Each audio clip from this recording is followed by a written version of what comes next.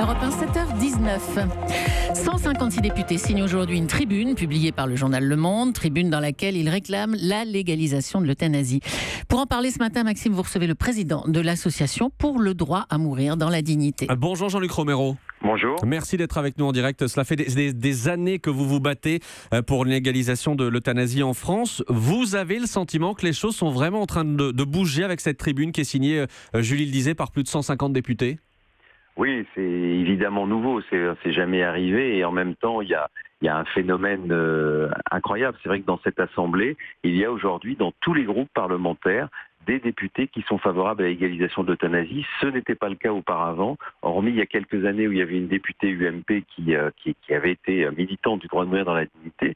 Ça se réduisait au groupe de gauche et aujourd'hui on voit très très clairement que dans tous les groupes il y a des militants en faveur de l'euthanasie et que notamment dans le groupe majoritaire, c'est-à-dire celui de La République En Marche, il y a énormément de députés qui y sont favorables. Donc oui, la donne est tout à fait nouvelle, mais vous savez, ça fait 30 ans que ce débat est là.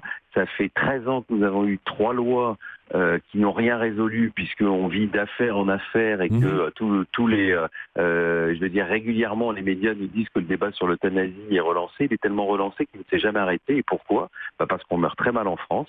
Et puis qu'aujourd'hui... On va en parler, Jean-Luc Romero. Juste une chose, sur ces 156 députés, pour l'instant, ça ne fait pas encore une majorité. Non, bien sûr, mais vous savez, il y a des groupes entiers qui sont favorables, qui n'ont pas signé cette tribune. Je pense par exemple à la France Insoumise. Tout le monde n'a pas signé cette tribune, mais je peux vous dire qu'aujourd'hui, je pense qu'on n'est pas loin d'une majorité. En tout cas, nous, par rapport aux parlementaires qui nous ont répondu, je vous dis, c'est la première fois que je vois autant de parlementaires favorables. Et je pense que si à l'automne, il y a une proposition de loi, cette fois-ci, ça peut être la bonne. Mais il va falloir se battre parce que les adversaires sont toujours là, les grands mandarins qui ne veulent absolument pas donner leur liberté aux mourants, et puis les mouvements religieux qui sont acharnés contre ça, alors que ils sont respectés, ces mouvements religieux. Ils devraient comprendre que dans un pays laïque, ils n'ont pas à imposer leurs lois religieuses. Oui, on a vu que la Manif pour tous prévient ce matin qu'elle pourrait redescendre dans la rue. Et puis je vous lis l'édito du journal La Croix.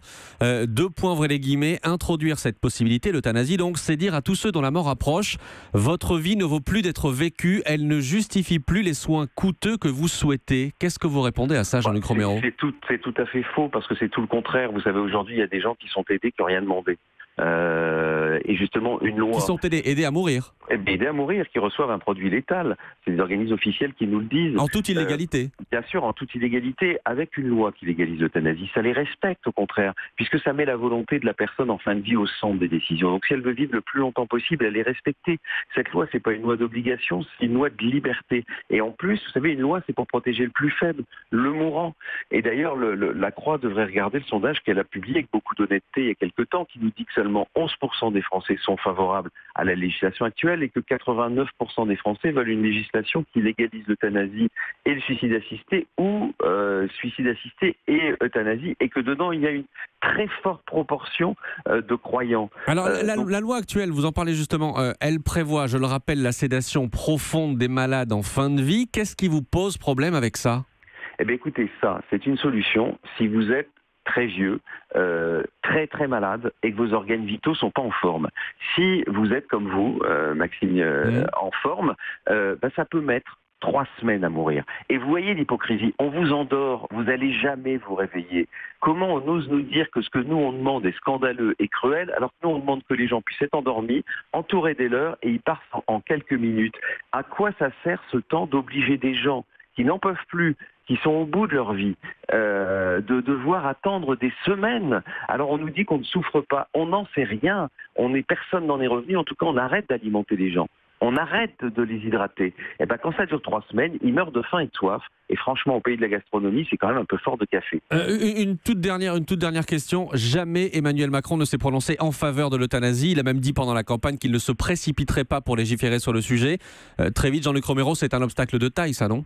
Non, parce que moi j'étais à un dîner qu'il a organisé il y a 15 jours. Nous étions une quinzaine avec des partisans d'une nouvelle loi et des opposants d'une nouvelle loi, dont plein de religieux d'ailleurs.